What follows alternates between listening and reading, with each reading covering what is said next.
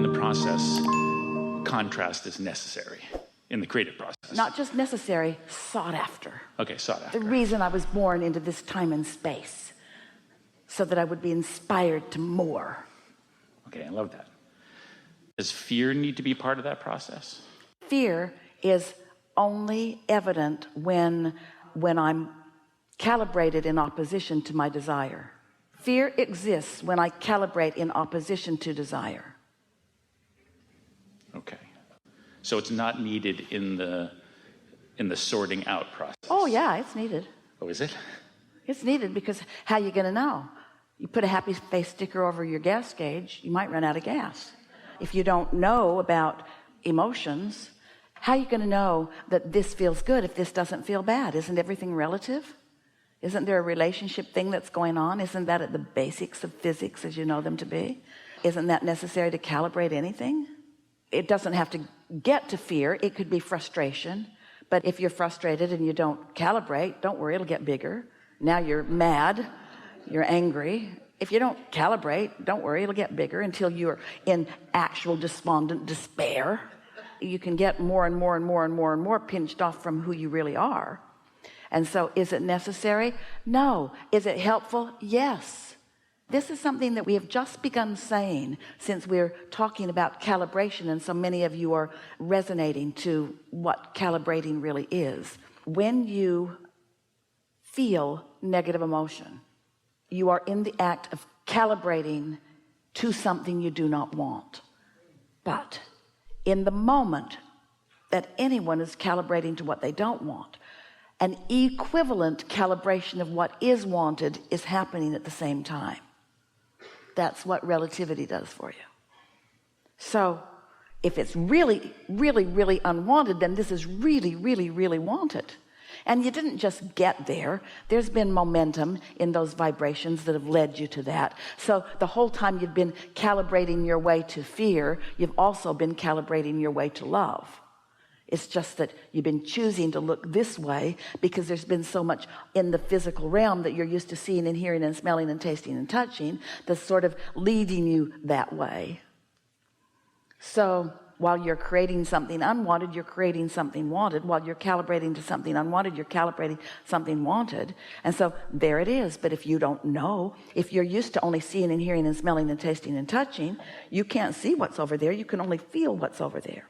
So it isn't until you understand that emotions are your tool of evidence of what you're calibrating that you would begin to feel for something else. You can't look and find it because it hasn't turned to things. It's not manifested yet, but you can feel it.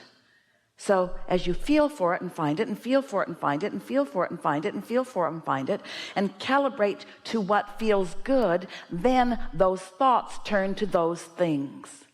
How are you going to create something that hasn't been before in your life experience? Don't you have to start where you are? And if you're starting with a belief that you're unworthy or incapable, don't you have some vibrational ground to cover before it starts taking shape? Yes. Along that lines, in the idea of the fact that trusting the process, I was talking to a friend who is a fan of yours as well, and I was saying, I'm really starting to feel like the universe is doing like 97% of the work. Yeah. And she said, that's so sweet that you think you're doing 3%. and it's still hard for me to trust that that's really the truth. Well, here's the thing though, in appreciation for her putting it that way, because law of attraction is the engine and you are source energy, but it does require focus. It does require calibrating. And turns out just wanting it occasionally doesn't cut it. So maybe you're calibrating 3%, 4%. Maybe you're calibrating 10%. Maybe you're all in. Maybe you're paying attention to how you feel. Maybe how you feel matters. Maybe when you don't feel good, you're thinking about why you don't feel good and you're poking around at it until you really don't feel good. Maybe you're making it absurd and you really don't feel good and you're launching more and more rockets, and then you decide it gets big enough and bad enough and absurd enough that you say, I don't want to feel like this. We wouldn't be putting any percentages on it. We want to say that the power is in the energy. It certainly is. But a creator focuses. And so what we would like to say, and maybe what she was getting at, is we don't want you to manipulate through words and actions, and by trying to get other people to behave in different ways, and by trying to think what's their real ulterior motive, and what were they getting at, and why did this turn out that way. In other words, stop manipulating and start calibrating. But the percentage of attention could be great. A lot less action, a lot more calibrating, a lot more thinking, a lot more feeling, a lot less speaking, and a lot less doing, and a lot less managing, and a lot less controlling, and a lot less trying to get other people to be different than they are so that you can feel better. But still, calibration is a real deal. It's real work. So that's where the work... That's only and always and ever will it will be. Because you were source energy. Oh, so happy. Why would you come here? There must have been something really big in it for you. Oh, eternity, more, identification, recognition of things wanted, and then isolating the vibration of it, and then calibrating to it, and feeling the cooperative universe back you up, and fill in all the details of what you want. You're a master creator. That's why you came. And so you want to create. We don't want to give you the impression that you've got nothing to do. You got a lot to do. You want to think your way into happiness. Happiness would just be yours if you weren't in an environment where there were things to think about. But in this environment with things to think about, you're in a constant state of choosing. And if you're sloppy about it, so if you think, oh, well, the universe is taking care of 97% of it and I don't have to think very much, we say we'd be thinking, if we were you, thinking and feeling and thinking and feeling and thinking and feeling and thinking and feeling. Don't make yourself nuts. Esther's obsessed with this calibration.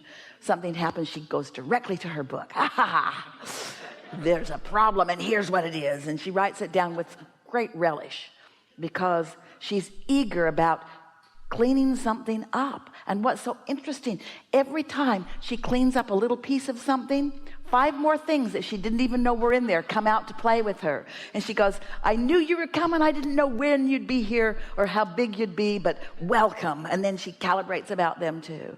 And so she's feeling more empowered. She's feeling more eager. Things aren't bothering her. The past is irrelevant. So the whole thing in the calibration is the idea of have fun with it. I mean, see it as a never-ending creative process. See it as something you want. See it as something you ask for. See it as something that's a big payoff. But the payoff is not in the future. The payoff's right now with the improved emotion. That's the thing. It feels better right now. It feels better right now. And yeah, it's going to produce all kinds of great stuff. But don't let your ulterior motive be the great stuff. Let your motive be, this feels better right here and now. Yeah. Because when you think about it, let's go back to this conversation that we had earlier about it's attraction, attraction, attraction. So your inner being exists in a state of being as an attractor. And the law of attraction is responding to your inner being. And your inner being is sure and kind and love and smart and whole and full and eager. Your inner being is liquid love. Your inner being is infinite intelligence. Your inner being is expanded consciousness. Your inner being is a big deal. Your inner being is joyful beyond human description. So there's your inner being. Who is you? Who is you? Radiating all this becoming, and not the becoming that you might be identifying before you got here and messed it up. No, you didn't get here and messed it up. You got here and made it more. Your inner being is more of all of that we were describing because of the contrast that you've allowed yourself to live. Because in calibrating, you calibrated more, and your inner being enjoys the moreness that you calibrated and calls you home to the fullness of the creation that you have set into motion. You see how it is? Does that make sense to you? Yes. So there's your inner being radiating all of this clarity and love and fun and joy of life, radiating it, being it. And here you are having some sort of a relationship with that part of you. So let's say you're having a hard time today. Your inner being isn't.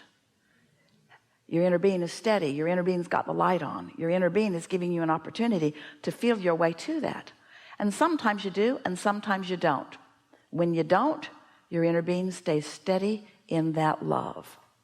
But when you do find your way home to it in this moment, your inner being feels rapturous. And so do you. You know those goosebumps that come with that new clarity? You know that the love that washes all over you when you're loving someone so much that you want to turn inside out and lick them all over their face? You know those feelings? That's you in resonance with your inner being as you and your inner being are having your allowing moment. Because your inner being's been there. Your inner being's been out ahead of it. Now you're coming into it. Now you are allowing yourself to be attracted by your inner being into what your inner being has already become. And then the cycle just goes again and again and again. So here it is. I know what I don't want. I know what I do want. I launch a rocket of desire. It's not familiar to me because I'm more familiar with what I don't want. But I care about how I feel. And so I feel a little better, and I feel a little better, and I feel a little better, I feel a little better. Line up with that. Now I'm in alignment with my inner being. And now my vibration rises. And now what my inner being knows about this flows into my experience. I'm brighter. I'm shinier. I feel better. And I get the stuff that I've been wanting. Boom. Manifestation happens. What else happened? Oh, a whole new set of contrasting experiences. I know what I don't want. I know what I do want. I don't really know what I do want. I more know what I don't want, but what I do want is calling me. And so I care about feeling good. And so I look toward what I do want. And then I'm called by my inner being toward what I do want. And I finally decide not to be stubborn. And I decide to go along because it worked out pretty well last time. And so I go along and then I line up with it. And then I come into vibrational alignment and things come into my head. And then boom, I have a manifestation. And now I also have a whole new set of contrasting experiences. So I know what I don't want. I know what I don't want.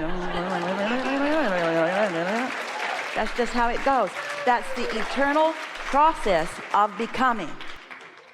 And it's supposed to feel good. It's supposed to feel good. Love that. I love that I got a rampage too, because I always love when you rampage. So thanks for the rampage. Stay right there. Okay.